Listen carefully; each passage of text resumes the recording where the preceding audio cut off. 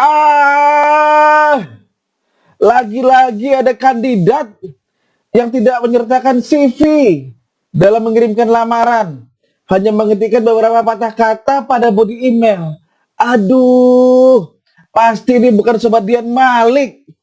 Oke, memang langkah pertama dalam mendapatkan pekerjaan adalah mencari informasi lowongan kerja. Yang kedua, mengirimkan CV, kurikulum vitae, beserta dokumen pelengkap. Kalau CV-nya belum ada, ya dibikin dulu. Ingat ya Sobat Dian Malik, CV adalah dokumen profesional. Jadi harus ditulis dengan profesional. Jangan asal-asalan. Yowis, kalau gitu kita langsung menuju video beberapa tips dalam menulis CV kurikulum vitae. Check it out, Sobat Dian Malik.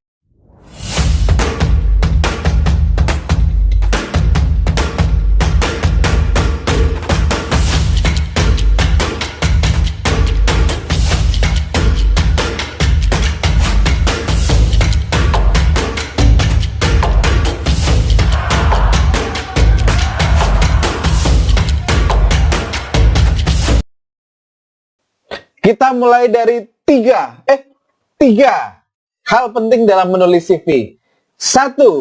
Perhatikan kerangka penulisan. Yang kedua, perhatikan tata letak dan desain. Yang ketiga, perhatikan jenis huruf, ukuran huruf, dan spasi. Yang pertama, perhatikan kerangka penulisan CV. CV untuk lulusan SMA atau SMK sekurang-kurangnya mencantumkan informasi sebagai berikut. Simsalabim. CV untuk fresh graduate lulusan D3, D4, S1 sekurang-kurangnya harus mencantumkan informasi sebagai berikut. Simsalabim. Selanjutnya, CV untuk pekerja berpengalaman atau profesional sekurang-kurangnya harus mencantumkan informasi sebagai berikut. Simsalabim. Beberapa strategi mengenai informasi diri. Tentang penulisan email. Kalau bisa, jangan menggunakan email media sosial. Bisa jadi nama emailnya tidak mencerminkan profesionalisme Sobat Dian Malik. Namanya kan kadang lucu-lucu. Misalnya, diansemlehoy@gmail.com. Waduh, jangan dipakai. Strategi berikutnya adalah menyertakan sertifikasi pada nama email Sobat Dian Malik. Misalnya, siskakurniadi@gmail.com atau membubuhkan keahlian Sobat Dian Malik pada nama email Sobat Dian Malik. Contohnya, jonimalik@estimator@gmail.com. Perekrut akan segera mengidentifikasi keahlian Sobat Dian Malik setelah membaca alamat email Sobat Dian Malik. Selanjutnya adalah pemilihan foto diri. Ini langkah-langkah dalam mempersiapkan foto diri. Yang pertama, kenakan baju yang rapi dan sopan. Jangan yang lecek. Bagi yang wanita, tolong gunakan pakaian yang tidak terbuka secara berlebihan. Kita bisa memakai kemeja berkerah, pakai jas, pakai blazer. Lalu, berdandan atau makeup yang natural. Tentu tidak salah untuk berdandan di foto kurikulum vitae. Tapi jangan juga kita menggunakan riasan seperti mau ke pesta. Supaya tidak nampak terlalu pucat, Sobat Dian Malik bisa menggunakan riasan yang natural. Next, masih terkait pemilihan foto diri. Pastikan wajah Sobat Dian Malik tampak ke depan dan nampak jelas. Jangan menghadap ke samping. Pastikan juga rambut tersisir rapi, jangan menutupi mata.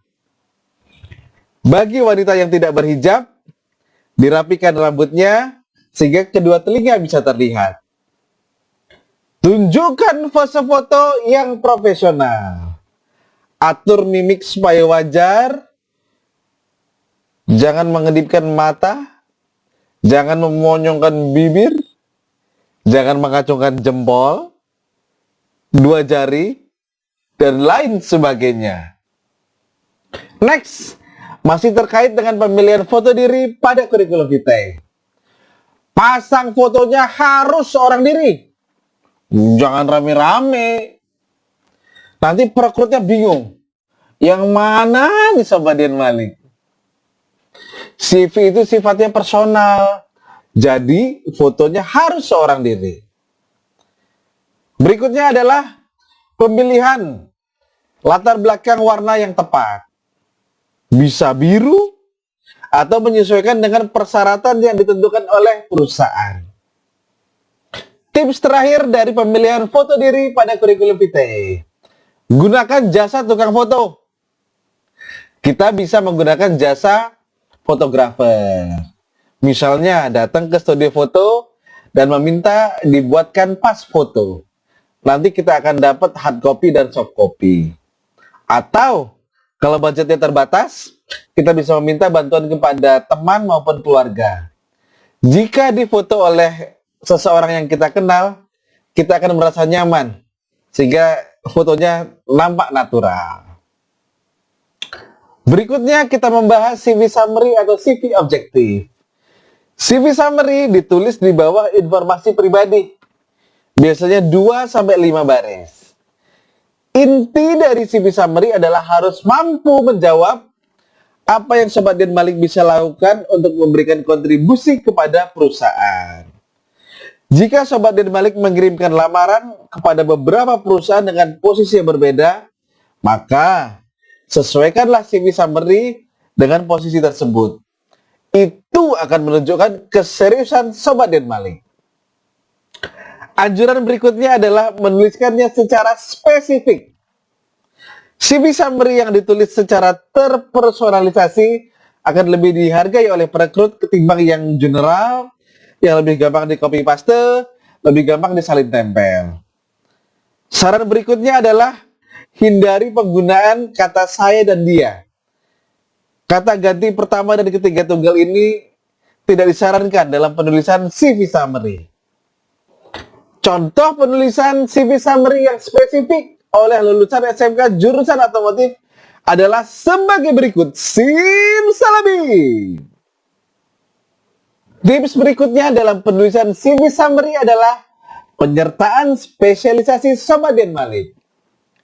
Membubuhkan spesialisasi adalah salah satu jalan untuk menjadi bintang pada saat screening kurikulum vitae oleh HRD. Nah, contoh penyertaan spesialisasi pada CV summary adalah sebagai berikut. Simsalabim.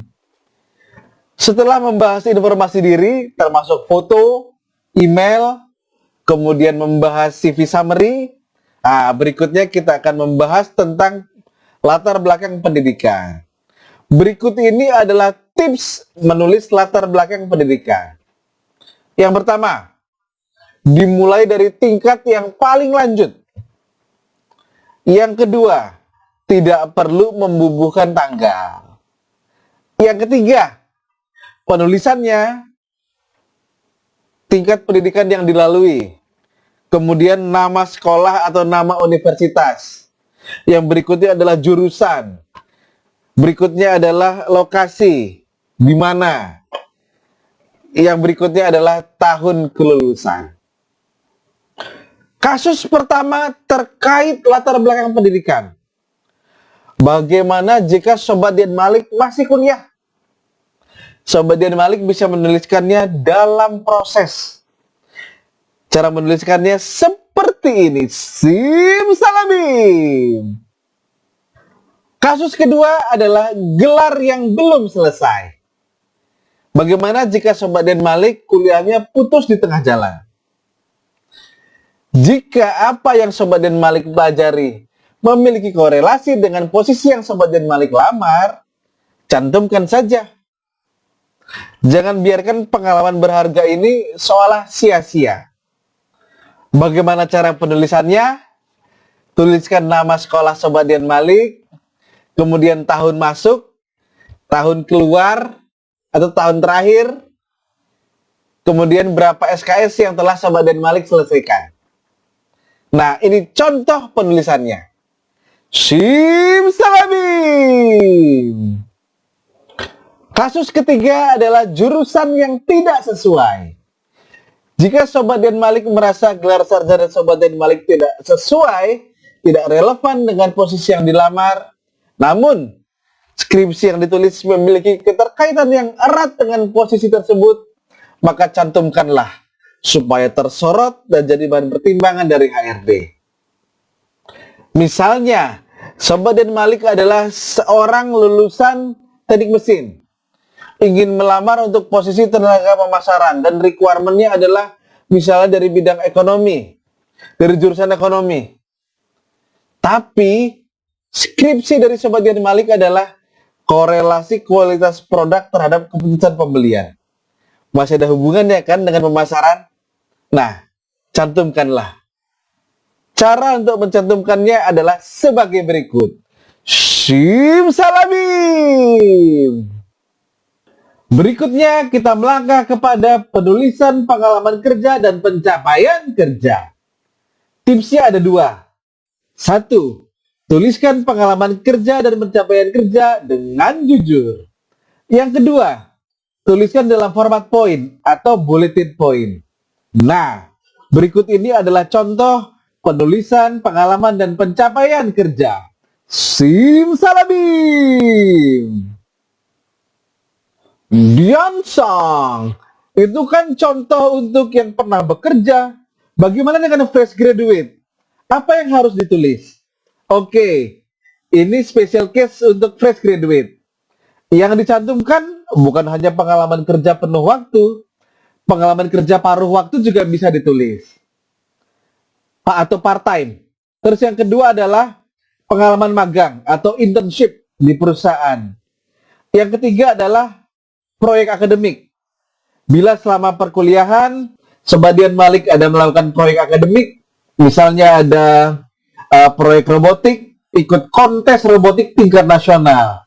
Prestasi mengagumkan seperti ini bisa dimasukkan. Setelah pengalaman dan pencapaian kerja, berikutnya kita akan membahas pencantuman sertifikat. Ada beberapa tips terkait pencantuman sertifikat. Yang pertama, tentu saja kita mencantumkan sertifikat yang diminta oleh perekrut. Nah, itu wajib. Yang kedua, kita mencantumkan sertifikat yang sesuai dengan bidang yang dilamar. Jika kita melamar untuk posisi staf pajak yang membutuhkan sertifikat brevet, jangan kita mencantumkan sertifikat welding. Yang ketiga, kita mencantumkan sertifikat yang sesuai dengan derajat posisi yang kita lamar. Misalnya, kita melamar untuk posisi manajer, tapi kita mencantumkan sertifikat ilmu pengantar manajemen level beginner. Nggak cocok. Harusnya mungkin level intermediate atau advance. Jadi kita sesuaikan antara sertifikat yang kita cantumkan dan posisi yang kita lamar. Berikutnya, persiapkan diri untuk diuji. Jika kita bilang pernah mengikuti kursus bahasa Inggris, ada sertifikatnya, siap-siaplah untuk diuji. Tambahan lagi, sertakan aplikasi praktis yang terkait dengan sertifikat kita. Misalnya kita pernah mengikuti kursus Microsoft Excel, kita bisa cantumkan link dalam kurikulum vitae kita yang bisa dibuka oleh HRD. Ketika diklik link tersebut bisa muncul contoh ketika kita menggunakan rumus VLOOKUP dan lain-lain. Setelah sertifikat, kita masuk ke pengalaman berorganisasi. Apa saja sih yang ditulis? Yang pertama, tentu saja nama organisasi. Yang kedua, posisi atau jabatan Sobat Dian Malik. Yang ketiga, periode atau rentang waktu jabatan tersebut. Berikutnya, tanggung jawab Sobat Dian Malik di organisasi itu. Kemudian kita harus perhatikan korelasi antara pengalaman berorganisasi dengan posisi yang kita lamar. Ini sebetulnya sangat bagus. Jika yang kita lamar adalah posisi staf administrasi dan pengalaman berorganisasi kita adalah sebagai sekretaris yang biasa menulis, membuat notulen, nah ini sangat cocok. Berikutnya, penutup untuk kerangka penulisan CV adalah memperhatikan penulisan gelar akademik. Kenapa? Karena penulisan gelar akademik ada aturannya. Yang pertama, gelar bisa ditulis di depan atau di belakang nama orang.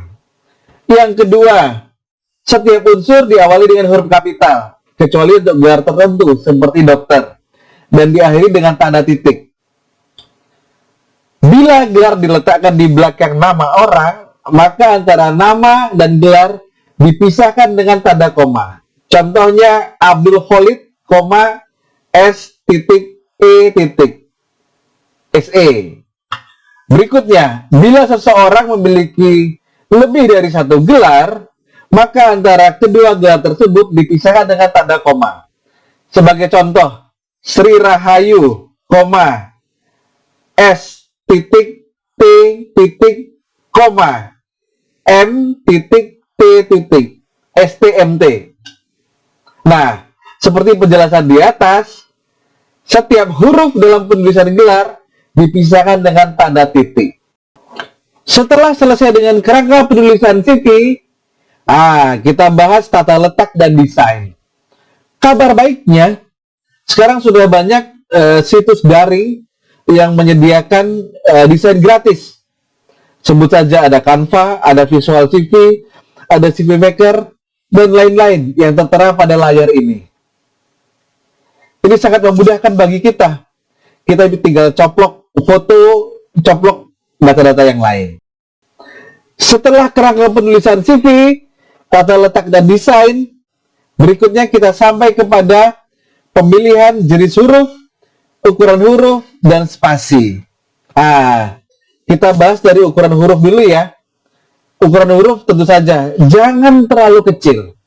Itu akan menyusahkan para perekrut. Spasi, sama juga. Jangan terlalu rapat. Kasihan para perekrut. Berikutnya adalah jenis huruf.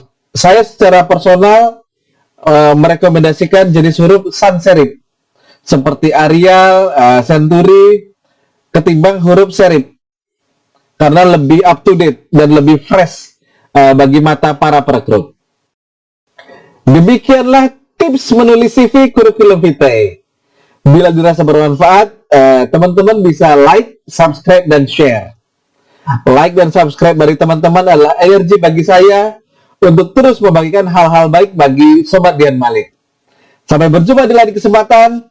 See you!